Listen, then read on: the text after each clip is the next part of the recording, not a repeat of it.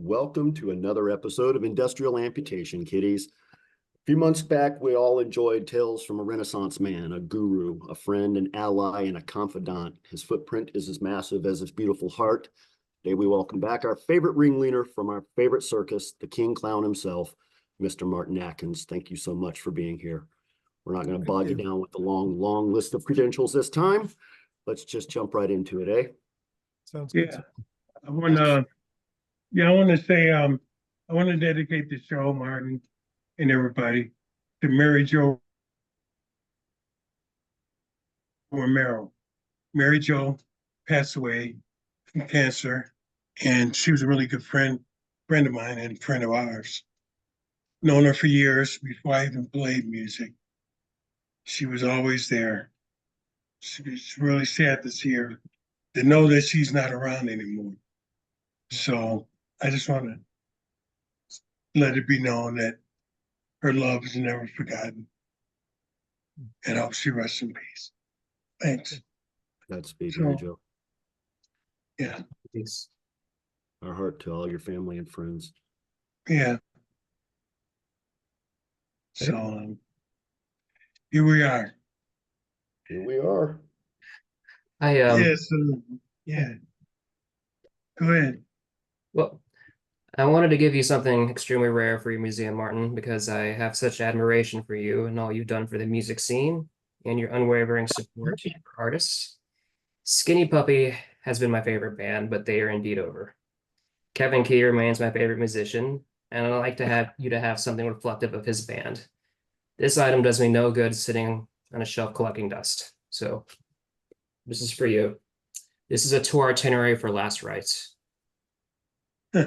It's all here. I'm gonna flip a little bit through it. I mean, you've got all the dates, of course, as you would an itinerary. They started off in Chicago, it looks like, with 2 nights. You've got the support. You've got everyone on there. I see Jolly Rogers on there. I know you guys know who that is. Everyone with tours in there. Jolly. Yeah.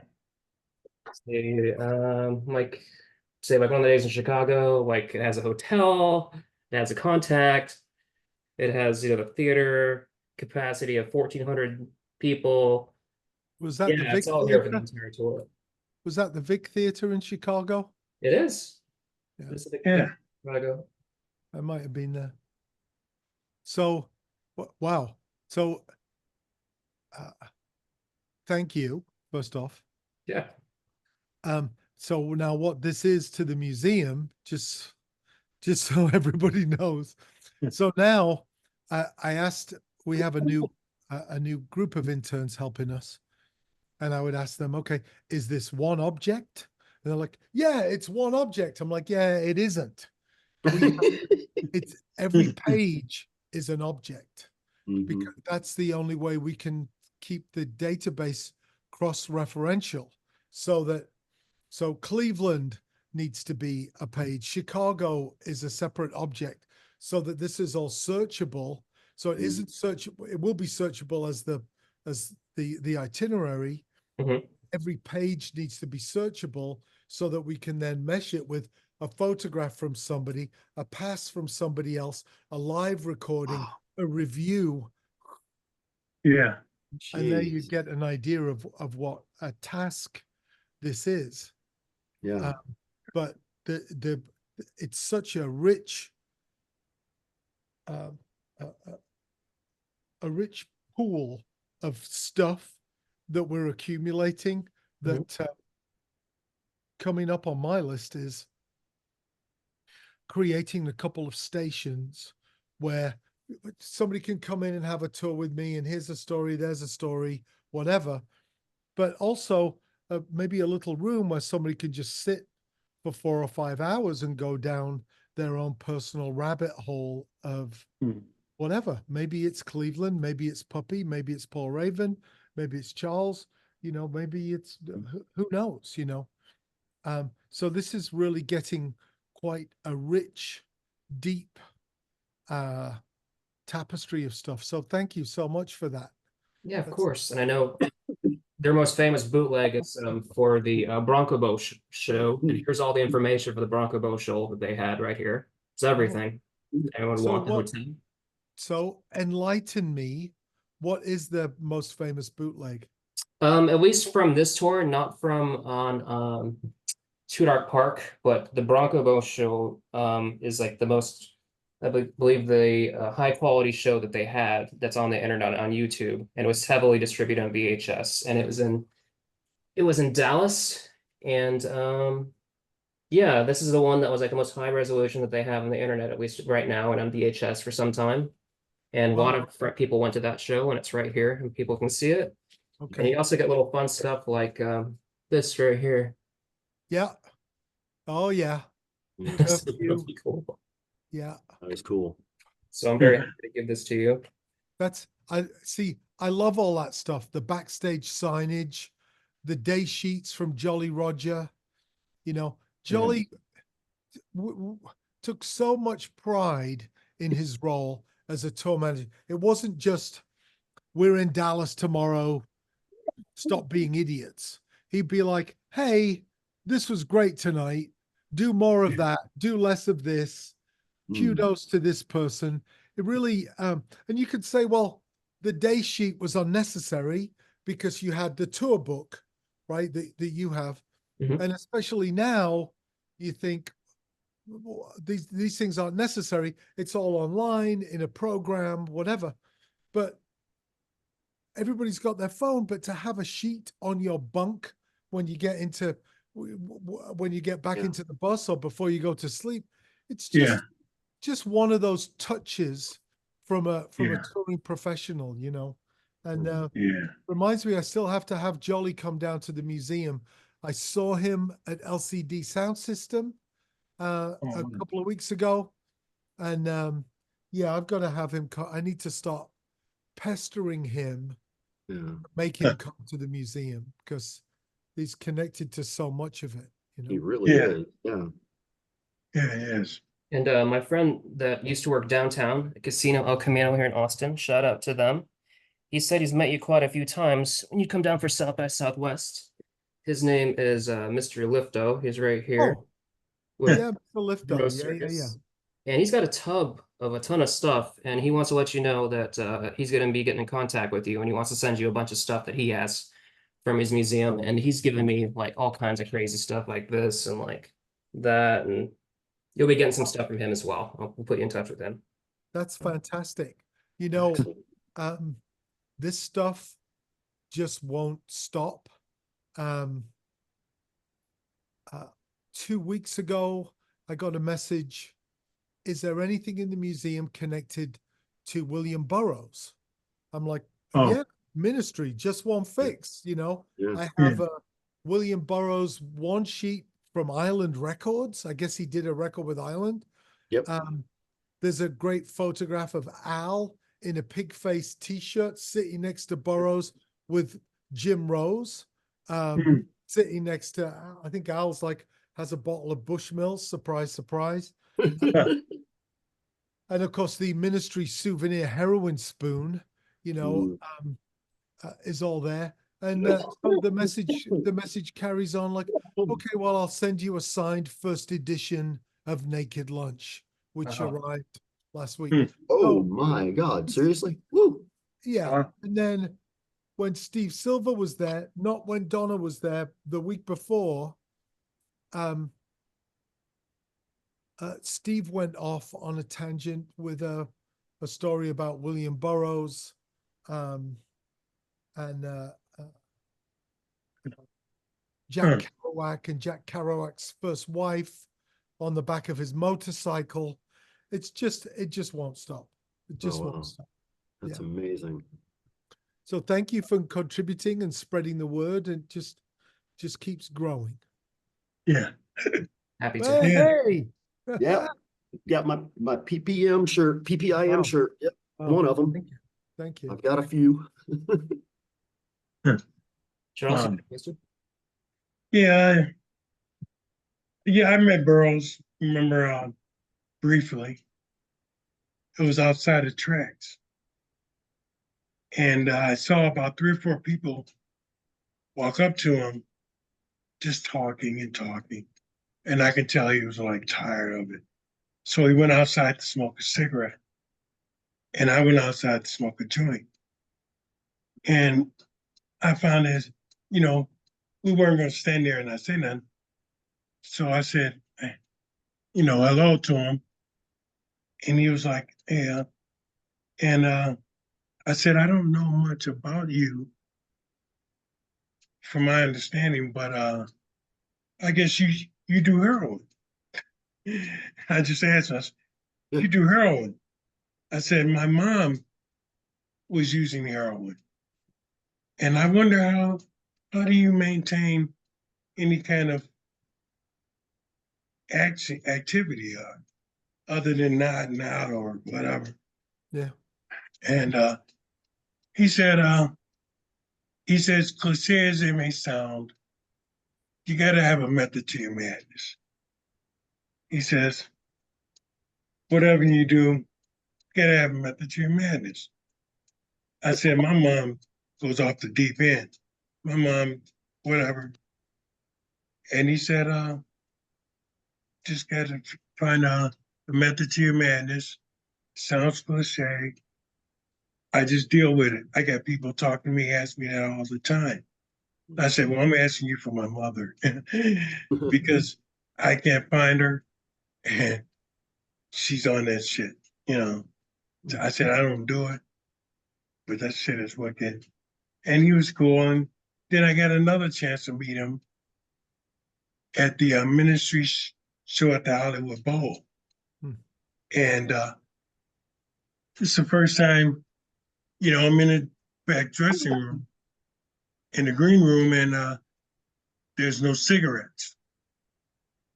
And someone just wheeled Timothy Leary off with a hockey jersey of Blackhawks. And Burroughs walked in and said, is the girl here for that's supposed to pick up cigarettes for us? And I said, no, the girl isn't here yet. So I was amazed to know that he remembered my name.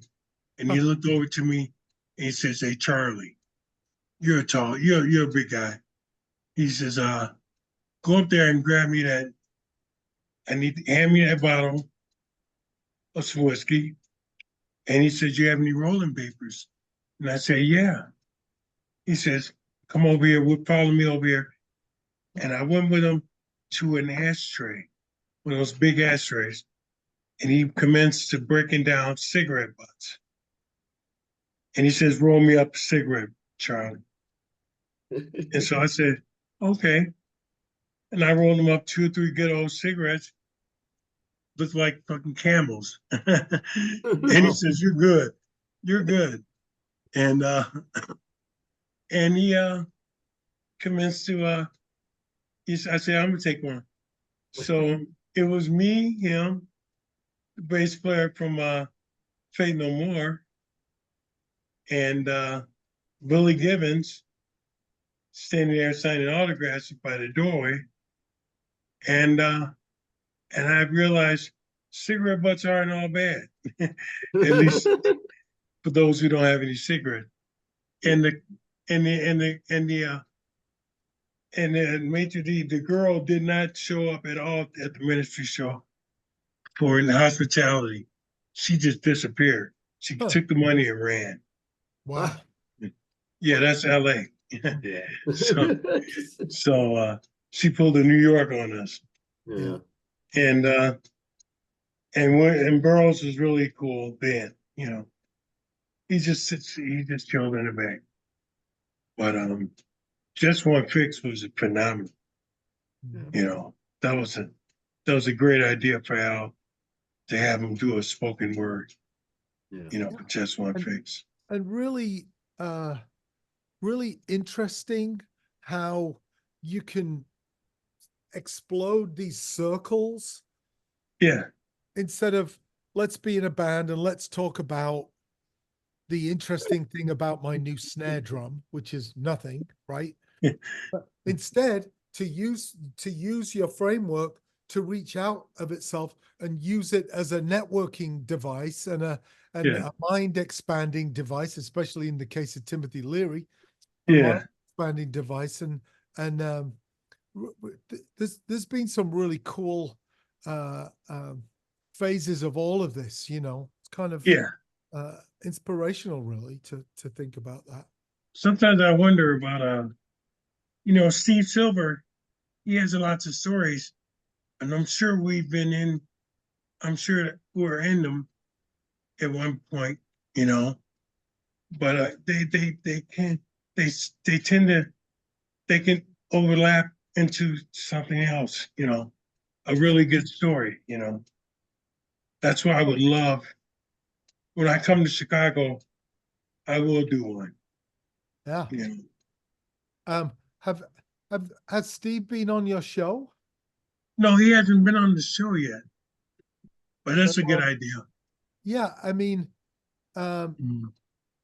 he's got a Burroughs story, and which overlaps with Pigface, Lee Poper, New Orleans, Jack Kerouac.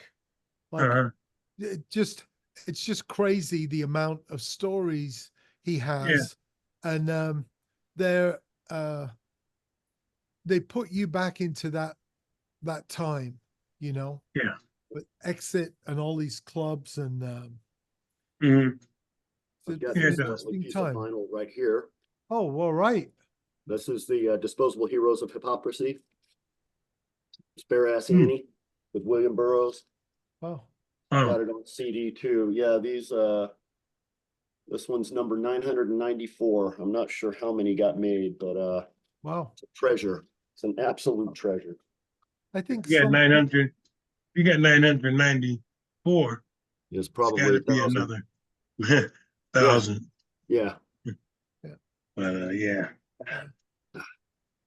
So, how are you feeling, Charles? Feels strange not to. I mean, feels strange to ask you on the podcast, but also I would feel strange not to. You're looking great. You're looking great, mate. Thanks, man. I'm picked up some, got some weight. I'm like about 190, and I've become friends with Randall Fraser from Legendary Pink Dots. Okay. And he's going to pay me a visit next Sunday to set up my my laptop for editing and stuff, and give me some editing tips, because he's a really good engineer and a good editing guy. And is he based in Denver there? Yeah, he's in Bailey, Colorado. Okay. And he was on a show a few shows ago. Yeah. But he's a good guy. I met him through Kevin Keys, and we've been in touch since. So I'm looking forward to that. Danny's really doing me. Danny's doing a good job. I can't wait for her to meet Katrina. I think they had something in common.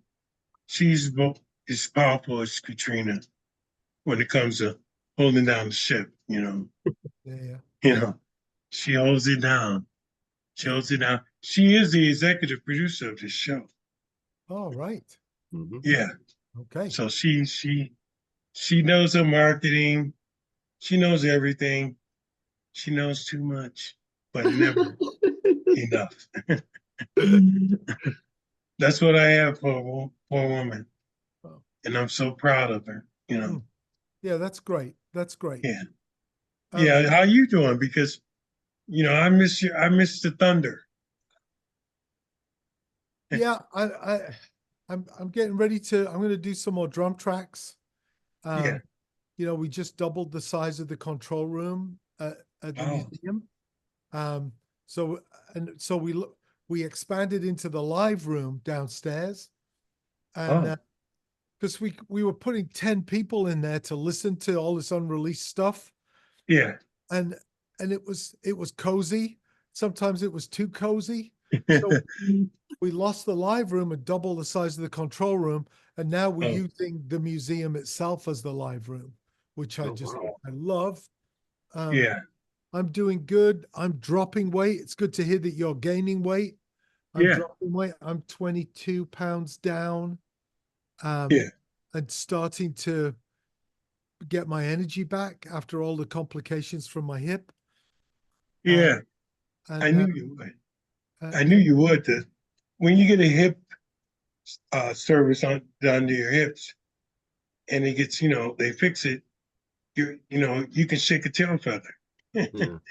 You know, yeah. that's really good. Maybe So we I'll we be had able. we Yeah, we go had ahead. we had some ideas.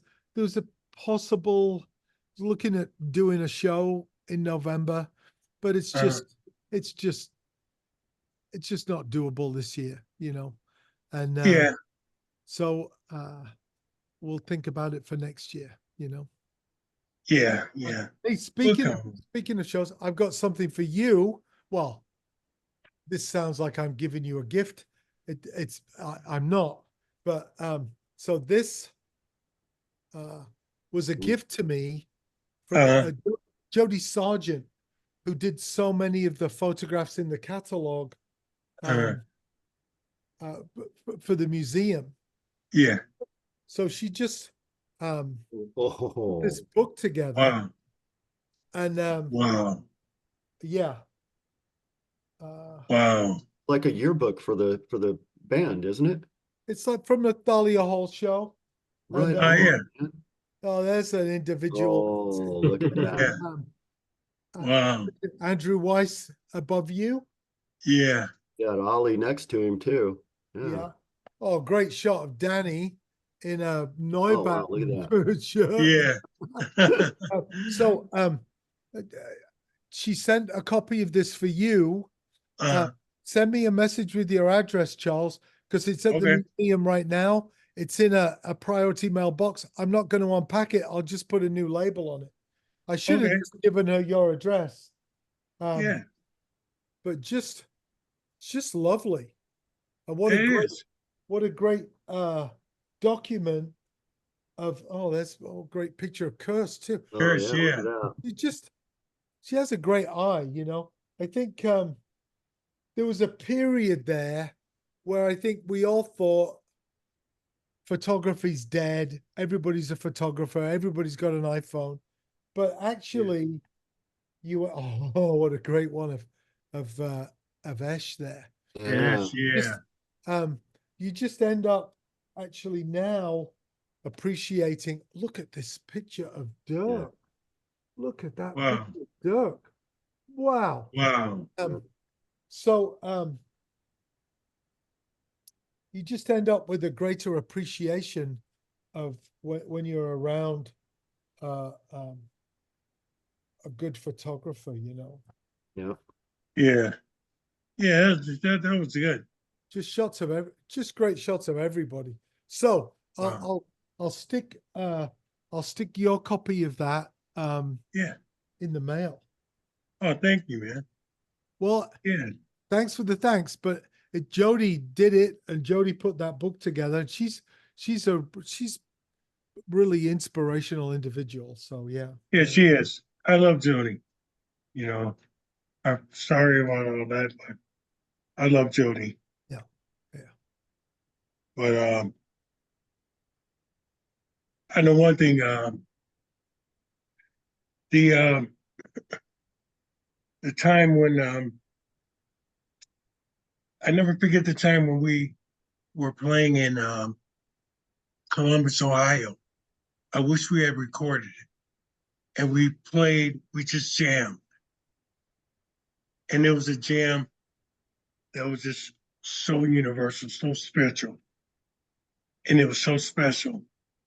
And I wish we could get that live show. We did.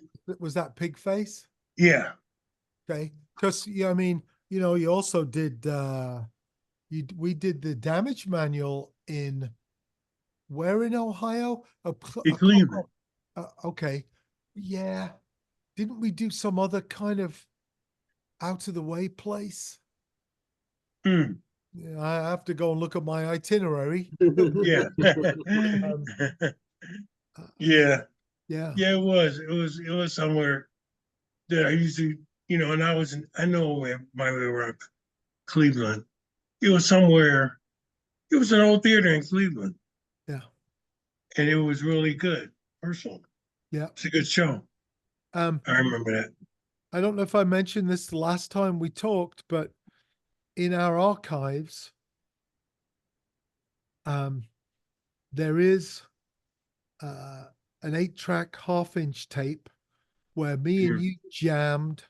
It's on my birthday. It must be Mhm. 20 years ago. It might be 25 years ago over at Mhm. 2024 South Wabash. Oh, You just came over and we yeah, jammed. And yeah, I, I mean, I've still got my ticket from the Paris Metro in 1980, so I know I have that tape somewhere. yeah. Oh, right on. Next on the list is getting our 2 tape machines refurbished, just because they're old. But once that happens, we can fire up the 8-track half-inch and spit those tracks out into Logic or Pro Tools and see what we've got, you know? Ooh. Wow. Yeah, hell yeah. I would So, love that. yeah, I don't remember what we were doing. I just found Murder Inc. demos. I just found Sheep on Drugs interviews. Oh, wow. Interviews for a release we did called Lean Juicy Pork. It was a Pigface interview disc, but Mhm. the full interviews, Ogre, Connolly, Tucker, Esh, Wow. myself with Jason Pettigrew doing the Wow. interviews. There's just so much stuff. Yeah. Yeah. Wow. Yeah, speaking of archived stuff and lean juicy pork in particular, I just got the new vinyl treatment. Looks amazing. I've got the original vinyl one and the original CD. Love them. I can't. I can imagine the museum having a little to do with this. Is that the case, or is there another story there? Uh, I missed that last part. Sorry. I can imagine that the museum had a little bit to do with the re-releasing something like that. I mean, it's a very Yeah, I promotional mean, piece, and so these things are starting to be hand in hand now. The line between the label and the museum, yeah. you know, um, in both archiving, acquiring. Mm. I got a message from somebody. They have all of Sister Machine Gun's 2-inch tapes. Oh, wow. Wow. Wow. And yeah, they said Mike Ryan had told Chris Randall they were all destroyed in a fire or a flood or both. And obviously they weren't. And strange story, this woman bought a storage space. You Yeah. know, when people screw up with their storage space payments, they sell that stuff. Yeah. And she bought the storage place because she knew in the storage place was her favorite Christmas tree of all time. And she wanted it. So she Yeah. bought the storage space, and then everything else in the unit was just trash to her. And so she had a yard sale, and this guy goes to this yard sale. It's like, what the hell? Yeah. Oh my The God. hell is Wow. going on with all of this? Yeah, so I think he has 30 rolls of 2-inch tape Oh man. Wow. that include Wow. an acoustic version of Burn. And at the same time, last week, I found a bunch of Sister Machine Gun. Was 6.0 a release or 6 something? Yeah. Oh yeah. So I found all that stuff, and of course I did that Hole in the Ground remix where I Yeah. redid the drums and the backing vocals, and I had Chris Randall redo his vocals. Yeah. So we were quite connected for a little while there, you know. Oh, So wow. and then I also have a poster I think it's a Sister Machine Gun poster for the tour they did for TVT Records, and the Oh. opening band was Gravity Kills. Oh, And- wow.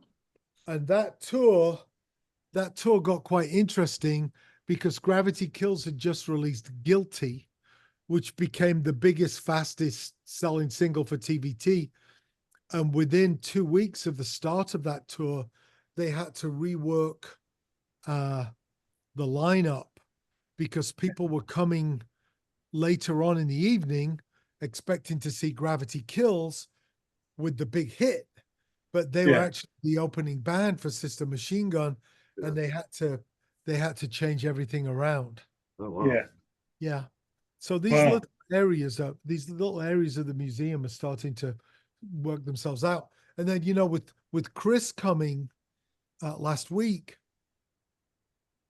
I thought I should go through a few bins and areas of the museum. I found the original poster for Whiplash Boy Child. Oh, cool. Mm. I mean, that's been in a folder for 25 years. I thought, well, Yeah. why don't we frame this because he's coming?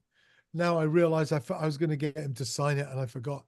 I found some Polaroids of Chris's for the original Damage Manual album cover with the snow fencing.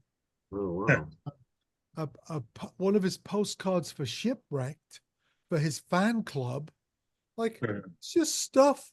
We're just and then George Punter, one of our street team kids, had a set list from the Phenobarb tour. Oh, wow.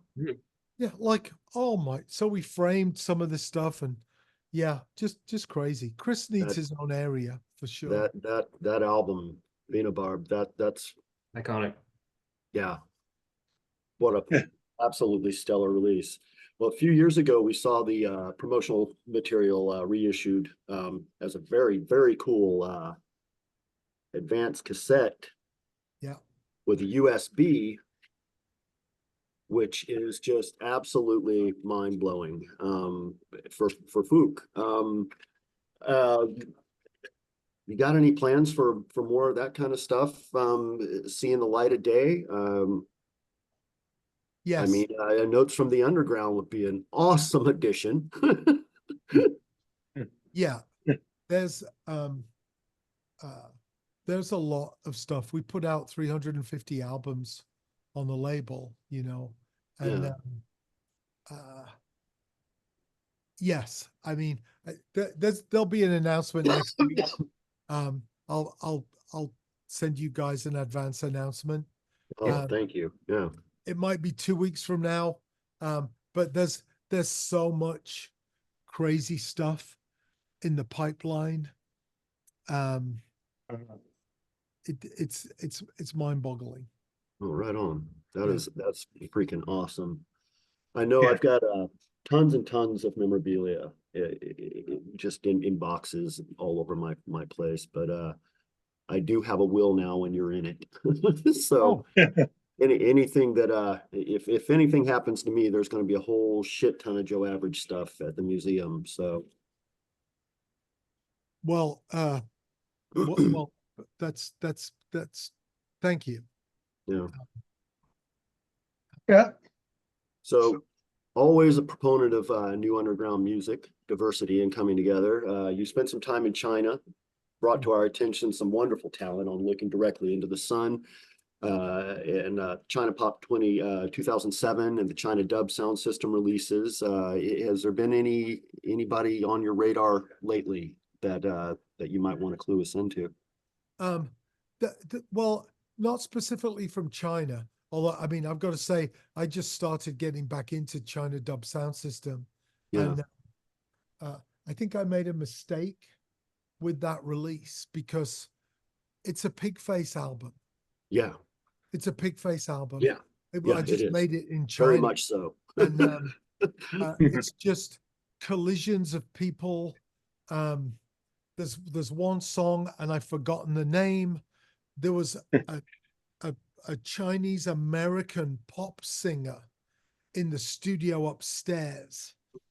who was just intrigued with what we were doing. I was hanging out with the street gang. They were, you're not allowed to collect or transport large amounts of Chinese currency, Yeah. but I did. Not in terms of financial value, but Yeah. I just wanted it for just to have it, you know. Yeah. There. Yeah. So we were involved with the street gang who went and did that for me. And then DJ Wordy, a Beijing-based scratch DJ who just won a Red Bull competition in Europe. And then so this girl comes down from upstairs, and she was intrigued, you know, and she said, you know, I could sing on one of these songs, but I'm under contract to a Chinese record label. Oh. You can't say featuring. Well, I don't remember her name, so I can't say featuring her anyway. But so she sang on this one track, and the Chinese engineers told me later. I'm like, what is she singing about? She's like, it's absolutely filthy stuff that she's saying, you know. But and then I'd love to take credit for having this Chinese youth orchestra involved in the release, along with the scratch DJ and everything. But Yeah. that was actually just a mistake. My assistant was not very good, and I was supposed to be hanging out and working with these master drummers, these old drummers, Yeah. and we were all gonna like be hitting on this stuff, you know. Oh, wow. Yeah. And I thought it would be a great sequence for the documentary. And I Yeah. thought, 'cause I'm an asshole, I thought, and this will make me look really young because I'll be in this room with these 90-year-old drummers. And I'd be there like, yeah, come on, everyone, get it together. And so Oh, there's a my knock God. at the door, and in come these like 6 schoolgirls from the local school orchestra, and they were kind of excited to be there. And I didn't want to say, you know, no, this is not what I ordered. So I had them start to record these interesting, very different to me instruments. So Yeah. that's some of the instrumentation there, you know. But And they're fucking fascinating releases.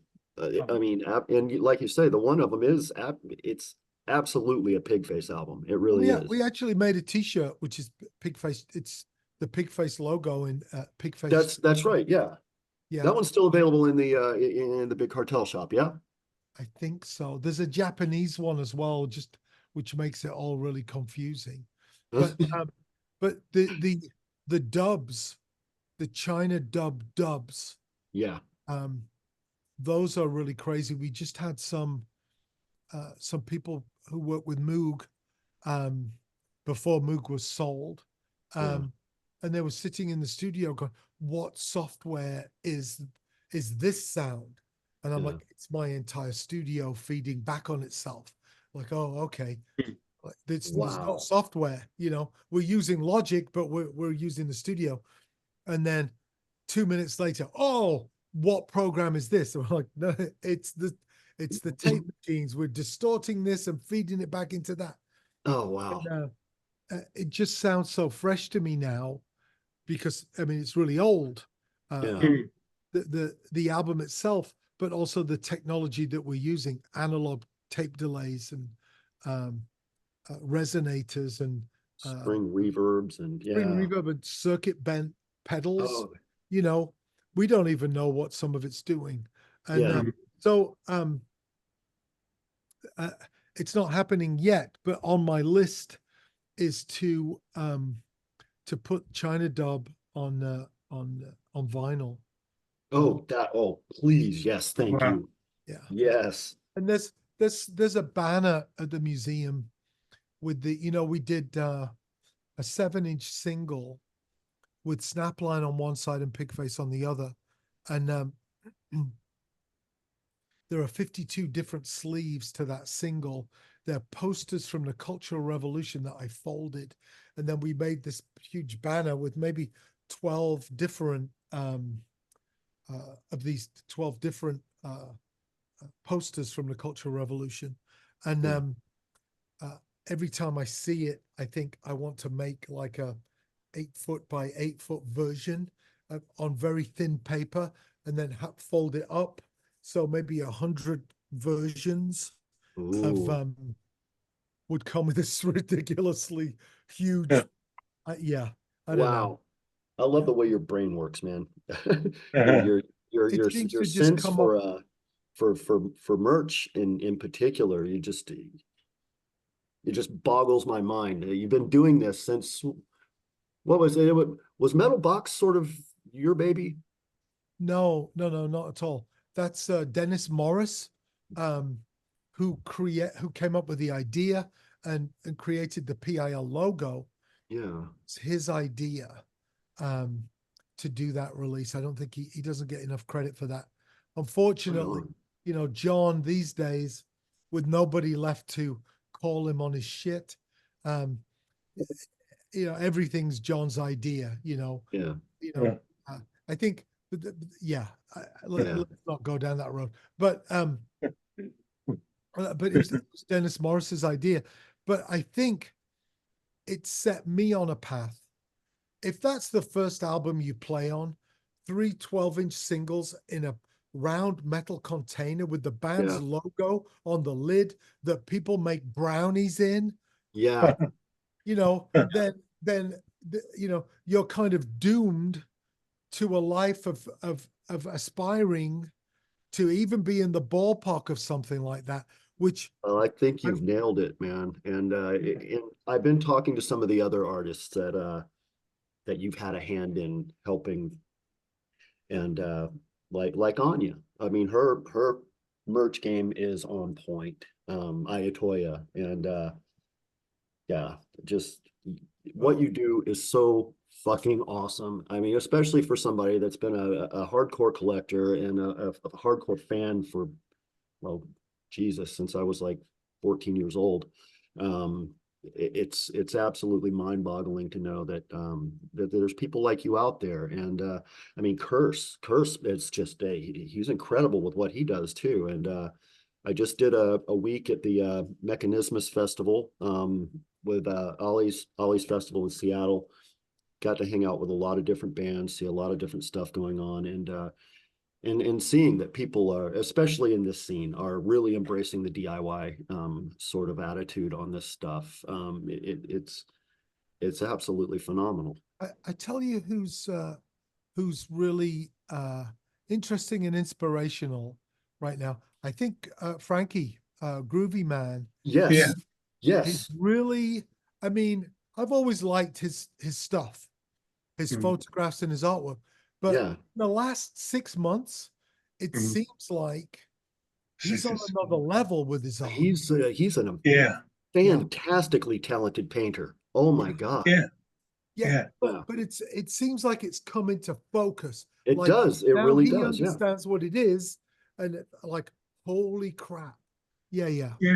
No, I've noticed that too. He is well, he's an amazing person to begin with, but yeah, as an artist, seeing him, he's coming into his own, man, with that. It's a beautiful thing to see. Yeah, I've always said that his artwork has evolved into something very unique, And he just did that thing for you, Levi. He did the cover for the one that Daz did. Yeah. And then I saw another picture with he sent to Mary Jo, and it was a pretty good drawing of his work. It was really good. I had to grab that. But his artwork is really stepped up. I remember when he used to just like do a little artwork to anything that he would send me, and I would keep them. And I was like, wow, but now I've really taken a grip of it, and it's really, like you said, it's come to its own. Yeah, it's inspirational. Really, it really is. Very. It's Yeah. and it's funny you mentioned Anya. You know, she was a student of mine. Yes, that's And exactly why I mentioned it. Yep. and I like to tell people, you know, it's 7 years to be an overnight sensation. Because, you know, Yeah. because people think I've done these 5 things. Where's my fame? 7 years, 7 years. Yeah. And I got a message, I think the day after Anya started on that last tour she did with Orgy and Cold. yeah. Yeah. I got a message on Facebook. You have been friends with Anya for 7 years. I'm like, Yeah. oh my God. Oh, that's awesome. I remember Oh she my came God. into classroom 2 when I was teaching at SAE, and she sat down. She's like, "Can you help me?" She's working with a really great drummer from Poland, Yeah. and but he was quite famous and didn't want to do all of the things she wanted to do, and it all seemed a bit random. Somebody else had and he was also involved in some other stuff. Somebody else in her band had some other scheduling thing, and it's like the biggest obstacle she faced was like trying to schedule all these people. I'm Yeah. like, well, you just need to give up trying to have this band and do Yeah. your own thing. And Yeah. it just solved all of the, I mean, it created a few more problems, but those are problems she could deal with, creating Yeah. her show, Yeah. stage fright, dealing with it all. I'm like, you Yeah. could do that. You can't manage 5 other people's schedules. Yeah. Um, Yeah. so that's been really great. It's been really great to see that. Just relentless hard work. Yeah. Yeah. Who knew, you know? Yeah. Right. But Charles, I wanted to ask you, Yeah. are you missing Chicago at all? Yeah. Big time. I miss it. Even though all the bad news I hear, all the negative shit, I know all the good shit. Yeah. That's the point of being a Chicago native. Yeah. Yeah. I I do. mean, I've it's so the museum has really kind of force fed me like a Chicago history almost. Like neighbor Murray, this was I kind of freaked out. He brought me his like a bomber jacket from O'Banion's. Oh wow. Yeah. O'Banion's. Yeah. O'Banion. Wow. And That I'm was like, before exit. yeah. And I freaked out because like the sleeve was all ripped. And I just thought, oh my God, God. this guy brought me this jacket Uh-huh. and somebody's come in here, maybe one of my kids, Ian or Harrison, and they're like, Yeah. woo, O'Banions. And they put the jacket on and it's 40 years old and they rip the sleeve. Oh, oh my God. no. It was on my list. There's a place like 2 blocks away that fixes stuff, you know? Oh, okay. And so that was on my list. And thank goodness Murray came in Yeah. for the Chris Conley event. And he's like, there's my O'Banion's jacket. And I'm like, oh my God, he's good. And he's like, and there's that. I ripped that sleeve in the mosh pit at O'Banion. Oh, thank goodness. You know, Oh my God. I nearly repaired his authentically ripped O'Banion. Yeah, O'Banion jacket. But then they talk about what's that other Lemire Vampire. Lemire Vampire. I think that's the way you pronounce it. That was a long time ago. God, that was I forgot where it was at, but that was when Groovy Man and Joe Shanahan were DJs of sorts, you know. Yeah. He was Frankie Fawn, and Joe Shanahan was just Joe Shanahan. But they were into DJing, and Mark Stevens. Okay. Yeah. Joe on a Sunday now, Joe will DJ vinyl at the Ginger Man. Oh wow. It's kind of like That's awesome. just like you think, wow, he's trying something new. No, Yeah. he's going No, back to, he's been- you know, He's been doing it. Yeah. yeah, He's been doing it for a long time. Yeah. yeah. Yeah, Joe. I had He's good. I had a really nice moment with Joe and James Murphy from LCD, because Uh, James has DJ'd at the Metro, and you know, Joe's good friends with James, and I think Joe thought I knew James through Chicago or something, but I go way back with James to New Jersey years before I moved to Chicago, and we wow. start talking about he was friends with William Tucker, which I didn't Hmm. know, Hmm. and then became friends with Steve Albini. Wow. Uh, he was my intern for a while, and then he wrote to Steve Albini saying, "I'm thinking about starting a studio. Any advice?" You know, thinking he might get like these three things, blah blah blah blah. Yeah. Well, it turned into this long friendship with Steve, is sending him faxes and letters, wiring diagrams, and all of the stuff, Wow. you know.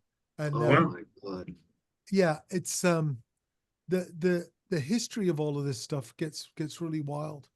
Yeah. And then Club COD, the Wow. Alley Wow. Lounge Club Club. Do you CODs. remember Wow. Club COD? Yeah, I remember. Yeah, Yeah. it was on Devon, right in Rogers Was it Park, the gate. was it under the tracks or across from the tracks? The No, it was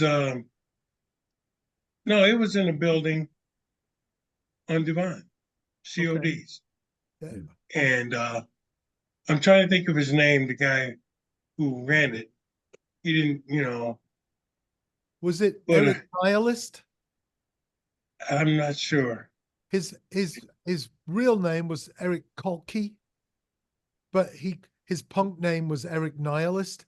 He promoted Pill with the embarrassment and the effigies at the Granada Theater in '82. Oh Wow. Holy Oh, the Yeah. Granada. That's where I Yeah. first saw you, PIL. Well, They threw it. They had a concert there, Julie, and I was sitting there. We had snuck all the way from Addison through the park on foot, just migrating to Rogers Park, and we snuck in the show.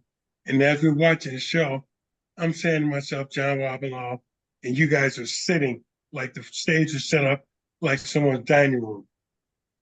And I said, I saw smoke coming out of my mouth because I said it's really cold in here. And luckily, I had a pint of schnapps, so we're drinking schnapps. We snuck in, and we got soiled up, and we had to leave before the show was done oh because it was man. freezing. It was Wow. freezing. You know, Well, I've got some of the tickets from that show, and they're beautiful, like rainbow. For 1982, the tickets Uh-huh. were a work of art. wow. And I remember Yeah. I said I didn't know who the promoter was at the time. We were in a hotel room. I said, "Oh, by the way," after the show, "by the way, the tickets are gorgeous, man." And he's like, Yeah. "Really? Well, I have a couple of hundred because there's plenty left." Oh. The guy Yeah. was like, wow. Yeah. He It was did a not good make friend. any money on that show. Yeah. Oh No, my God. it was cold. It was so cold in that place. I saw smoke. I mean, you can see my breath. Wow. And I had never been to a theater where you can see your damn breath. Well, blowing. and man. that's where close to where you used to live last time you were in Chicago. Yeah, sure is. Yeah. Unfortunately, they tore down the theater. Yeah. It was like a marquee that was built for a king. It was as soon as you get to Rogers Park, there was the Granada Theater. Yeah. I became friends with a guy, Joe, and he had all the memorabilia of the Granada Theater and all the shows and everything. I don't wonder what happened to it because he died. He passed away. Wow. and all that stuff was gone. Well, I don't know if his brother got it or whatever. It's his brother used to look like Mark Farner huh, from from you know from the band Grand Funk Railroad. wow. Well, so the first place I lived in Chicago was Granville and Winthrop. Oh, wow. Yeah.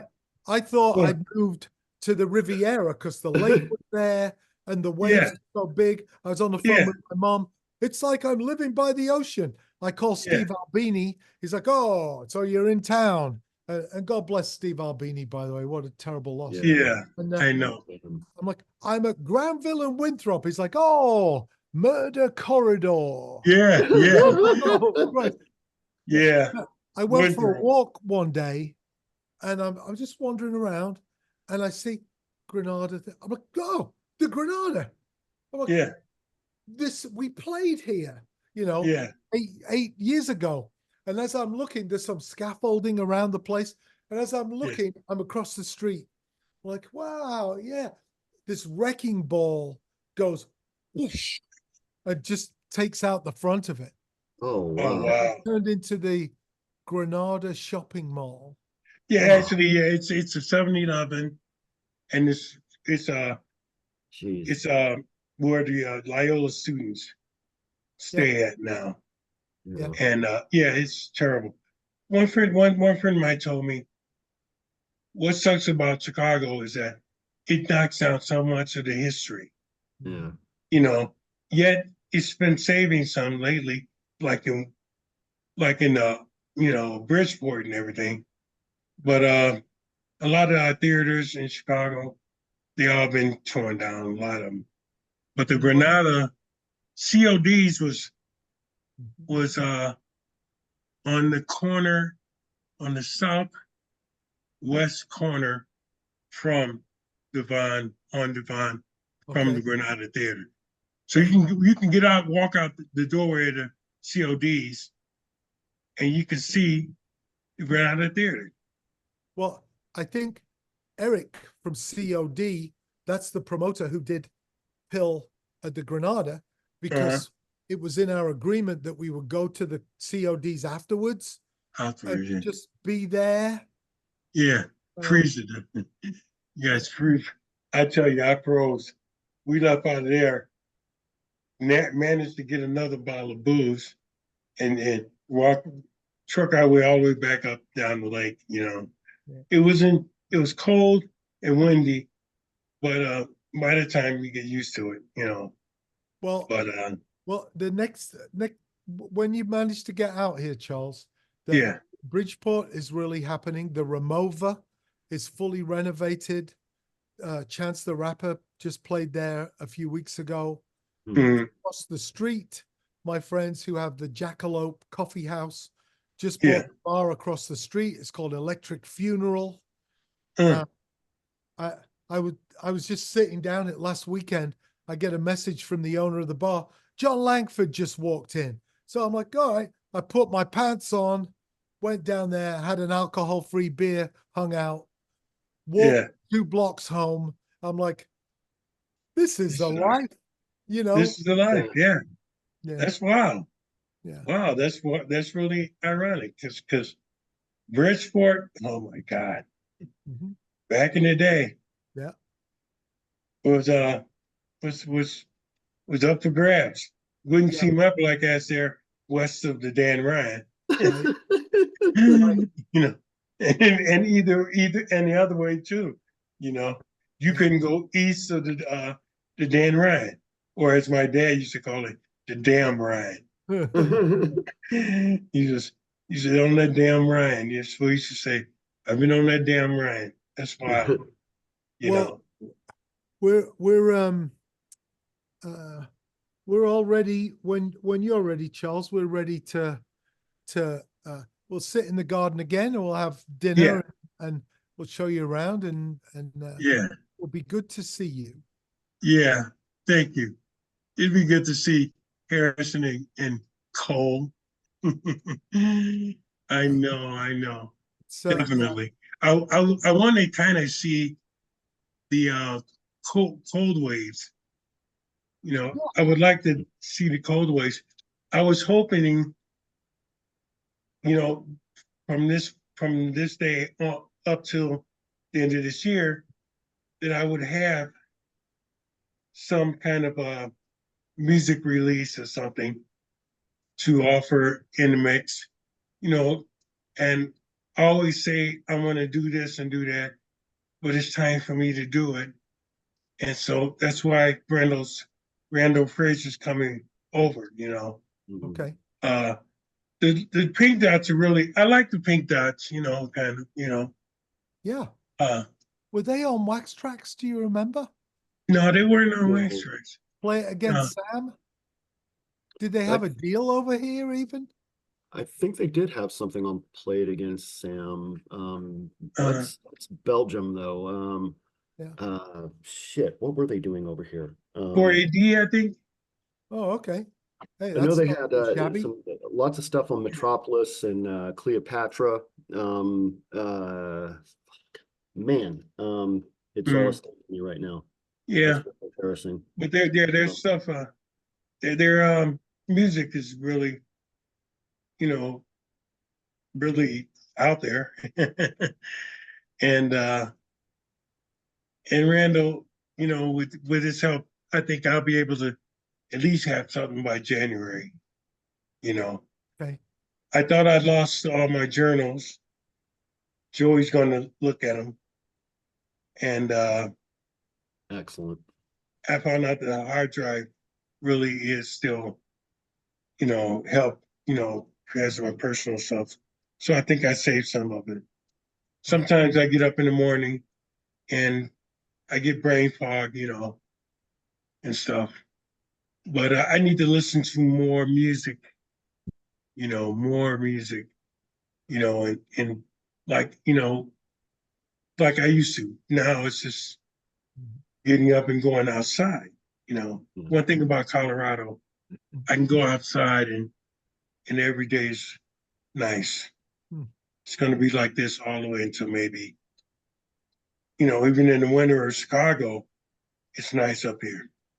Wow. So, but nothing compares to Chicago. I know you were looking for new music to listen to. I'll make you Yeah, I'll make you some thumb yeah, drives. yeah. I'll send you And some a bunch of stuff. I got my playing is still is good. You know, I have a what do you call this? What? I have my hand thing, Oh, okay. Oh yeah. The Yeah. exerciser. and Yeah. I have, it says medium. The harder one is next. Yeah. Sometimes I wake up in the morning Mm. and my hands are so exercised. You know, I can't even stick my finger in my nose. Yeah, there you go. Yeah. Make a muscle with it. Yeah. Whoa. Yeah. It's tough. There isn't well, maybe there is. I haven't seen one like a guidebook, as we get older, that this stuff with my hips and Uh, uh I think maybe we've been trained well by DIY, by overcoming adversity on the Mhm. road when the promoter's bailed or is arrested or the yeah. news burnt down or the sound system is just a catastrophe. It's like, well, you just fix it. So when it comes to our own bodies and our own, stuff, it's like, well, okay, we're just going to try and do this. Yeah. Yeah. Yeah. That's what I got to do. So so far things are going all right. All right. The contributions from fans and supporters have been very, very helpful, Mhm. Right. It's good to see. and they help me a lot, Um, artist support artists is the thing. Yeah. It is the anthem here, Yeah. and it's our Absolutely. anthem. Yep. And 100%. yeah, 100%. All the all the the gripes with certain of our colleagues all has to be, squashed, I think, Yeah. for whatever it's worth, because we're not getting any younger. And people like Mary Jo going and stuff like that really, really, it's hard because I used to see her out. She was like royalty to me. And makes me think of Ivona, and Yeah. everything. Well, So you and, know and what else is coming up soon is some kind of Neo yeah, reunion anniversary. I don't know what if it's coming up in maybe a yeah, few weeks. There's a yeah, documentary. I don't know if you used to hang out there at all. I bet you did. yeah, I did. Yeah. I just Neo's is the place to go where you can hook up with foreign girls. you, you you get Well, foreign girls, that's a you good know. tip. Well, there you go. Yeah. Not a lot of your You know what I love? And I love for my students to hear these kind of things.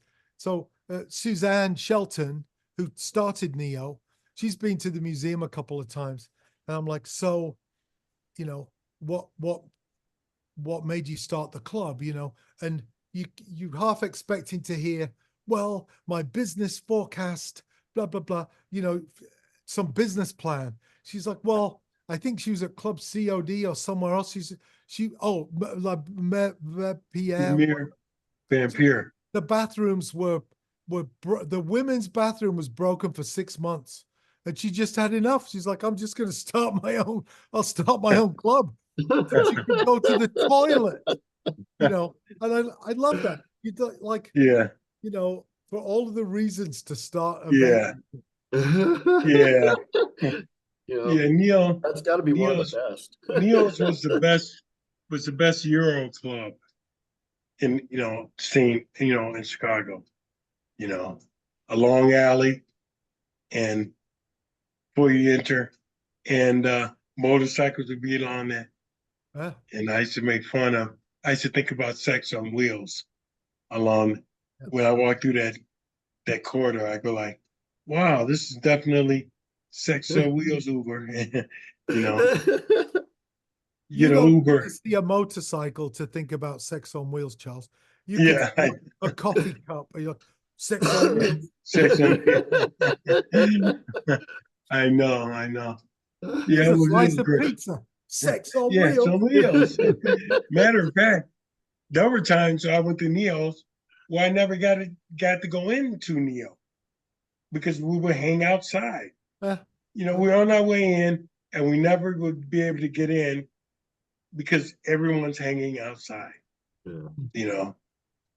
It was like one of those kind of clubs. Before you walk in, you see everybody. Yeah. Well, Yeah. that's the thing I'm feeling about all of these places. But for me, it's Pigface. For some people, it's the Club Neo. It's a place where misfits are welcome. Yeah. And that really speaks powerfully to people, I think. Yeah. Yeah, definitely. Just like your podcast here. The whole vibe. Yeah, definitely. So now, Well, go ahead, John. I had a question and a follow-up. It's been burning inside me. When I was 12 years old in middle school, I saw a video for a song on public access television, that absolutely changed the trajectory of my life and completely opened new doors for me and seeking out new music genres. The video was for the song Wish by Nine Inch Nails, and I know you wrote the drums on that track, Martin. I was wondering if you could talk about the recording session. Yeah, it was up at Lake Geneva Studios, which I think Reed Hyams involved with Lake Geneva. I think so. Yeah. I think he was.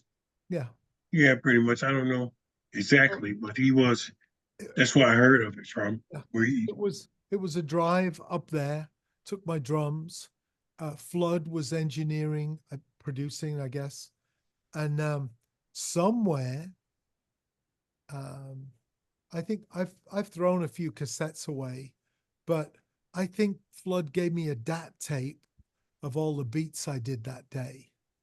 So I need to those damn DAT tapes are half the size of a cassette tape. But it was just I went up. I didn't stay there. I just went up, did drums, and drove back to Chicago, back to the loft on Wabash, and didn't get back till very late, but slammed down a bunch of drums while I was up there. Wow. And Yeah. that beat, to me, it's a reflection of my youth, listening to a band called The Sweet, play Ballroom Blitz. Oh yeah. Snare drum shuffle. Oh, okay. That's fucking fascinating, man.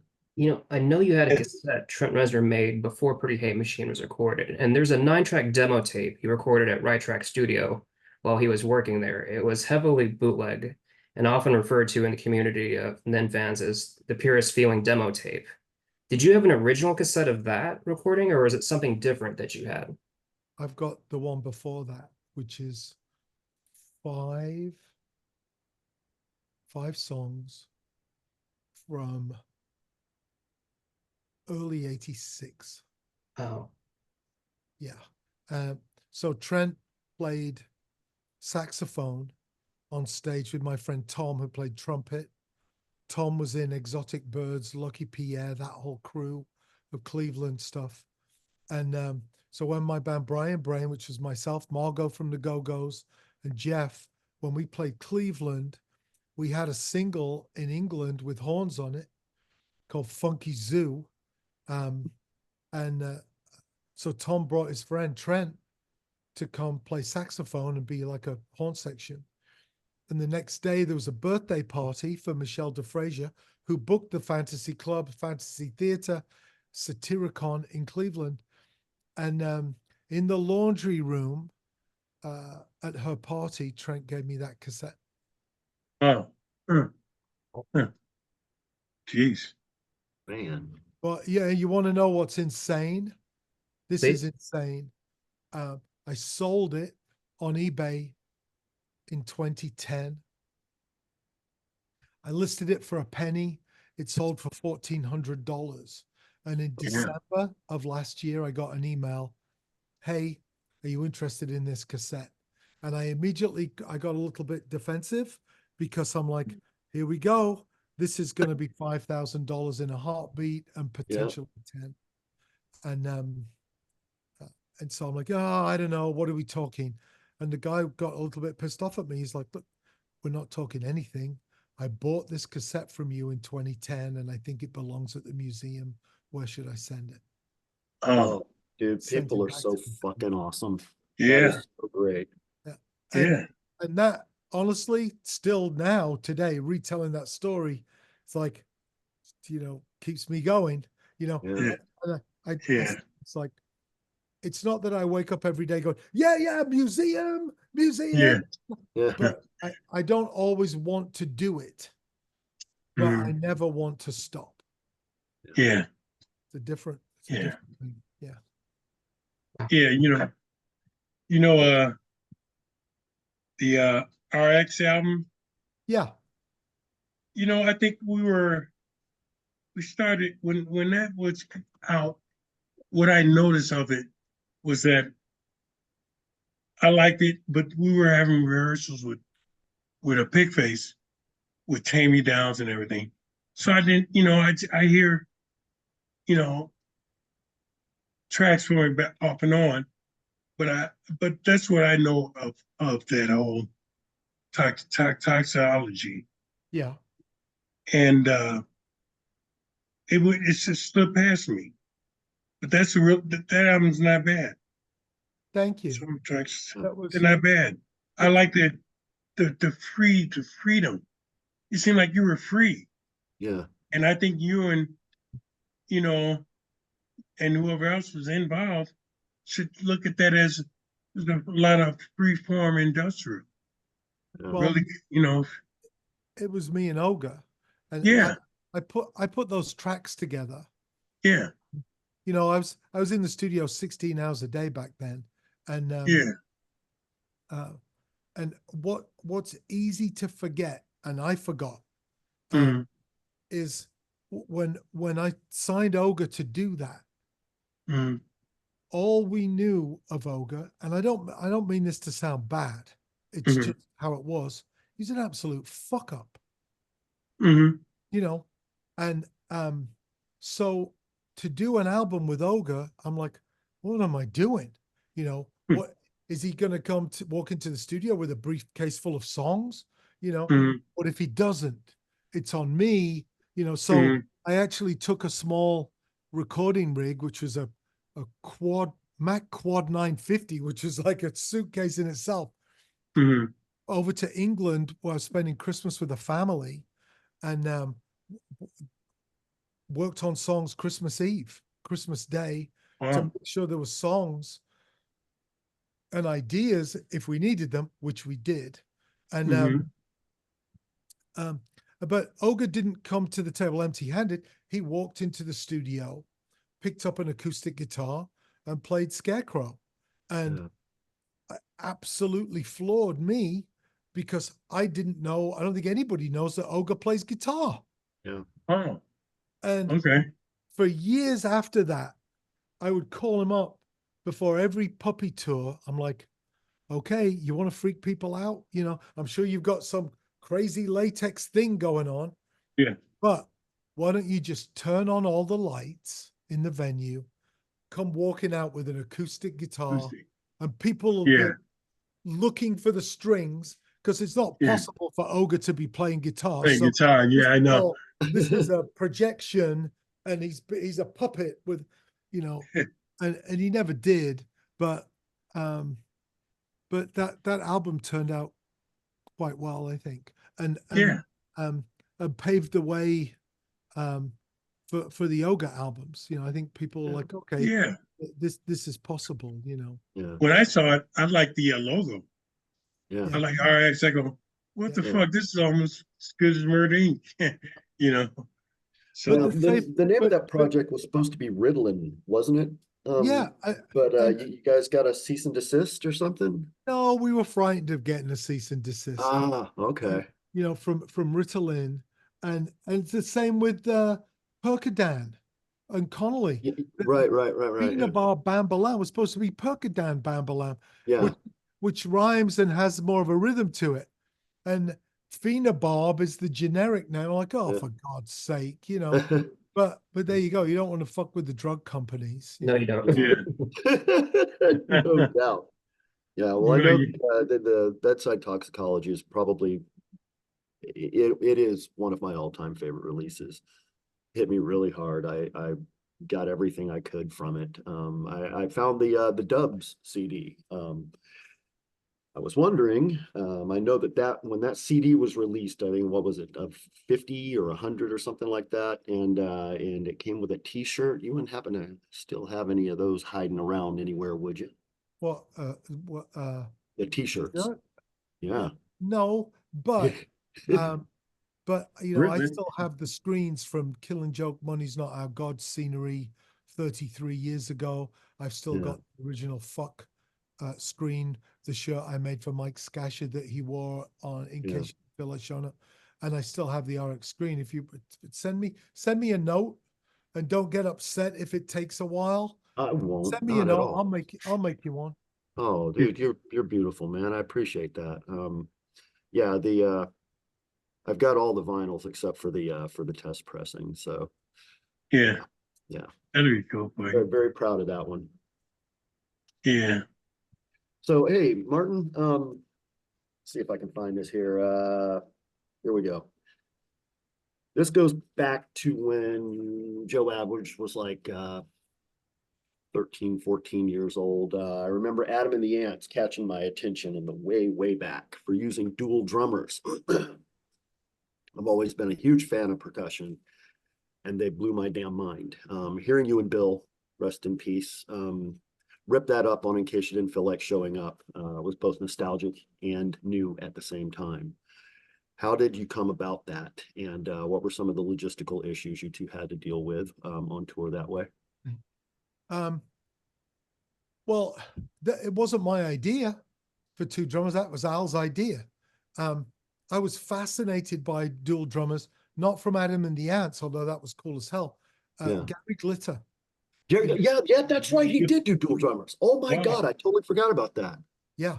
I mean, not, you know, not a very renowned figure these days. But No, his maybe. band and the stage production was really something else. And the visual of two drummers, the front shot, the side shot, you know. Yeah. So the issues we faced on the Mind tour were more physical at first, because Bill was using pads which are bouncy. I was using my drums, which I tuned very low. So you hit them with a stick, and the stick just, it's like hitting a pudding, you know, so there's no bounce back. Oh, wow. So that was just, those songs are really physical for me. And it took some time to get into the shape to play them. But then once we started, the water on my kit was a problem, which I wouldn't stop. And to have all that water so close to the Akai, Right. we was in S900s. And Yeah. we're also using trigger pedals from DW. So instead of having a trigger on the drum, the trigger was underneath the pedal. Sounds great, but it was so early for this technology. Oh, wow. My pedals were just falling apart. The power supplies were just shaking and falling apart. Bill was having problems with his elbows because his Simmons pads were basically kitchen countertops with a piece of rubber on, like, Oh, wow. just, yeah. So Jeez. quite pioneering. But early days of all of this stuff, that's what made it difficult. Yeah. Yeah. Wow. Well, you guys, thank you for doing what you did. You know, I mean, it's a historic tour for sure. That tour was absolutely amazing. Thank you. Yeah, for sure. And Yeah, it was. hey, you started this by saying we went long last time. Yeah. Are we going to go short this time? I don't We think owe it to so. Martin to do that for.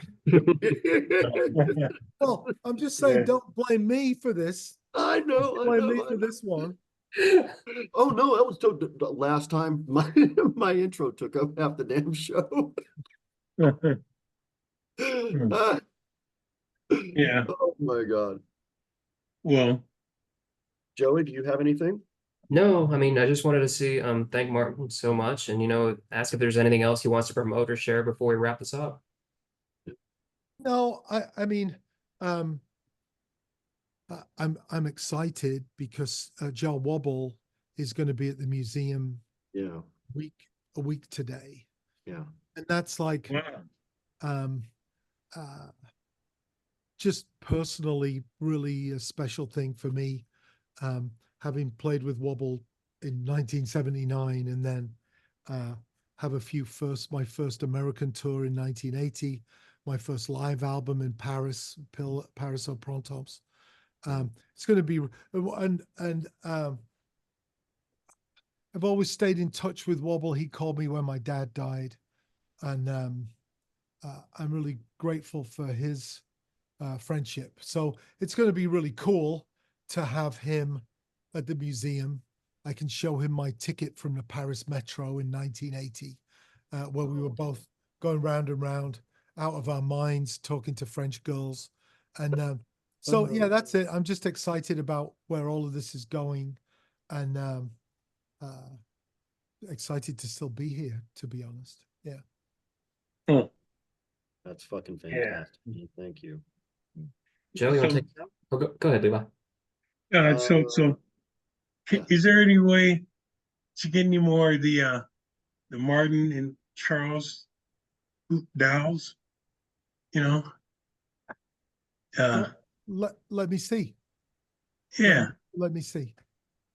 yeah, look into Oh, that. and Martin, I was talking to Levi about this a couple of weeks ago, but I know you still have the Black from the Dead shirts. You still, some of the proceeds from that are still going to Levi, yeah? Yeah. How about we get some thank you cards, get Levi some thank you cards to sign and send out to you that you can include with randomly with some of those shirts, and maybe there's some kind of promotion or something that can be done that might raise a little That's a bit more great funds. idea. And just so you know, I have a couple of ideas just bubbling along here. And let's see where they go too. We're doing some interesting stuff at the museum that avoids a lot of the traditional pitfalls and problems of trying to put on a show to 500 to 1,500 people. Yeah. And that's changing my way of thinking, which has caused me to think about some other things which I'll be in touch about. Excellent. Excellent. Yeah. Okay, yeah, Martin, we truly appreciate you, Bubba. Thank you so Everything much, you Martin. do, Likewise, for the likewise, scene. everyone. Yeah. Yeah, yeah. yeah. I mean, It's good to see you, man. for Yeah, humans it's who nice to see you, Charles, and Yeah, Joe and Joey. I appreciate all of this. And Yeah. we're thinking about getting Reed in on the show, Reed that's a good Himes, idea. Yeah. and I've been in touch with my buddies from EMF, oh, and right. and they've been we keep those are my English buddies, gangs. They're Yeah. on tour, I guess, in States again. What about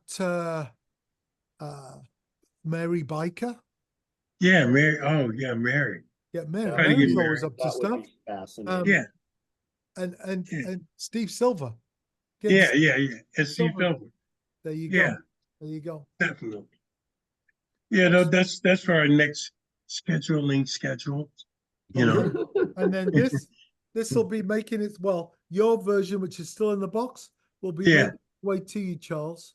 Thank you. That's fucking Thank you. awesome. I think Wolfie sent you a mannequin. Sent me a what? Has a mannequin Mannequin. of that he's going to try to fix up a mannequin of me Oh, there we go. Oh, to have wow, at the museum. nice. I got the boots and everything Oh, there all we set go. up and stuff. So Very cool. yeah. So I don't know. I haven't talked to him, since his ranch, but he means well. I still love him. Yeah. Yeah. He Yeah, of just course, he of course. just can't beat up everybody, Wolfie. Yeah. Well, good. Yeah. Yeah, I've got to get in touch with Wolfie for sure. Yeah. Yeah.